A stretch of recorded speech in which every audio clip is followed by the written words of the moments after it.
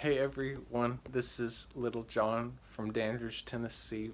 I'm here with my new used Carry On 49 folding electronic piano. And this isn't a full review or a full display. You can find much better videographers on YouTube than me. But I just wanted to highlight some of the things that I have become a concern for me, which I wish that I had known before I purchased the product. So those concerns straight away. Number one, the design on the joint. This joint is mobile. It actually comes packaged with the joint out like that so that you can fold the keyboard. Let's see. Okay. How do you show that? I'm trying. Sorry. Anyway.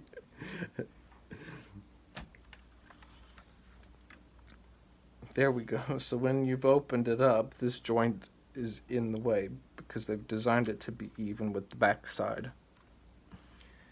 And in order to get it out of your way, they've put this little locking mechanism here.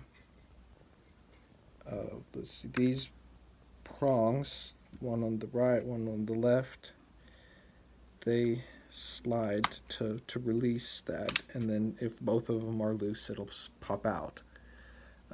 I had kind of thought that this was a stabilizing feature, but it isn't. It doesn't prevent the piano from wanting to fold up. So there's the possibility of you trying to fold it up with that still in place, and I suspect that if you did that, you might end up damaging it. So that's my first concern, is that little joint, which is not, it is not a detraction, it is just a point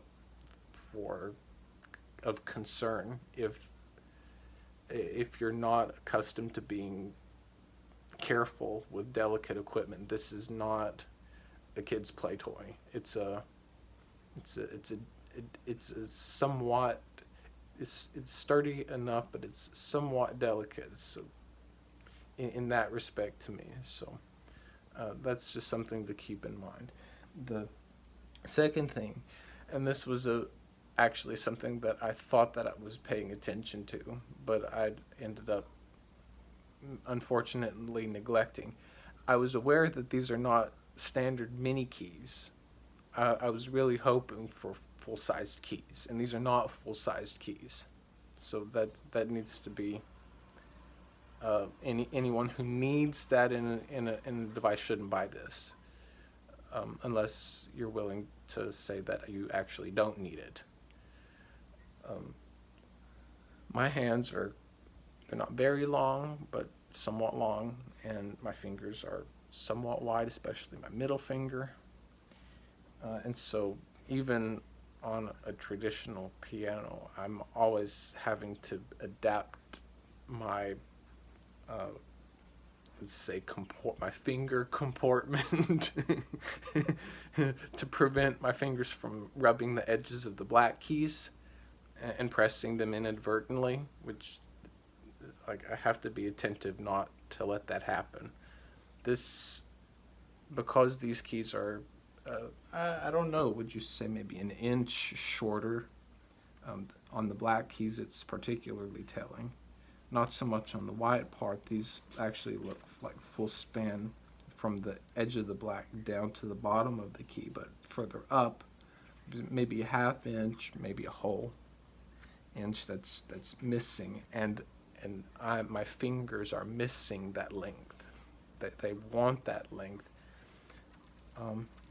I can't really demonstrate well in a video like this because this is selfie mode, but I noticed that when I was trying to span this length here, and trying to come off this,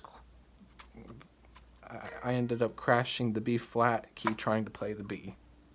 And even though that's it's always something that I have to be try to avoid when I'm playing on an ordinary piano. It's almost it is significantly more difficult, if not impossible, to avoid without completely reconfiguring my hand's orientation as I'm playing. And so I have to, I can't play in a natural style on this device, which I suspected. But the other thing, and someone else who interviewed or did a review on this board said it really feels more like the action on the keys feels more like a computer keyboard than it feels like a typical electronic keyboard. And he's absolutely right. These don't depress sort of with the tilt that an ordinary key would give you, but they press flat down, and there's not really a lot of resistance, which is okay, but it means that for me the likelihood that I will crash into a key that I was not intending to play is more likely. It's already more likely because the keys are kind of narrow, and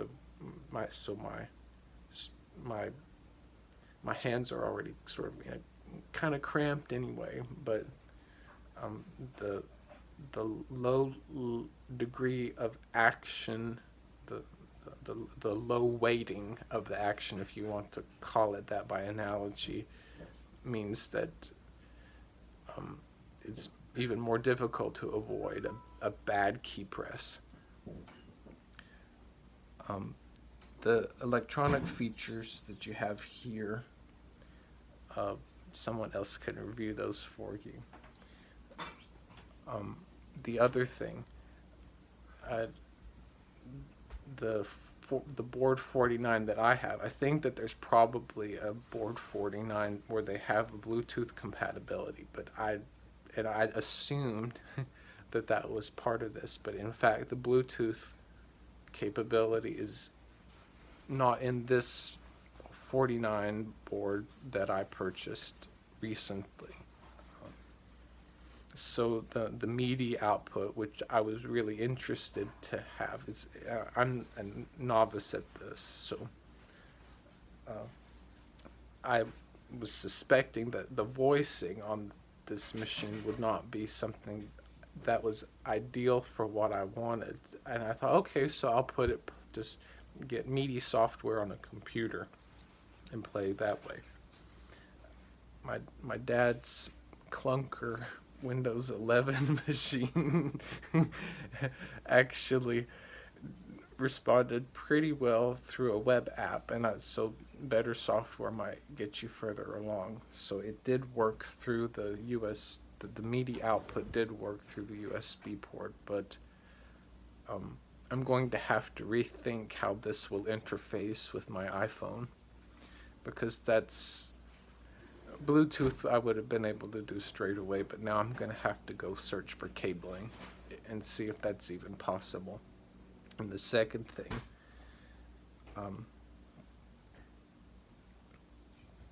is that, and I know that this isn't true for everyone, but I've got a somewhat outdated Chromebook over here, and I couldn't find any way to make this device interface with any of the software that I tried to use. And I tried to find some help and support articles from Google's Chrome OS website, and they didn't even want to explain how you install external components on a machine, which is something that I took for granted as being built into an operating system since Windows 98.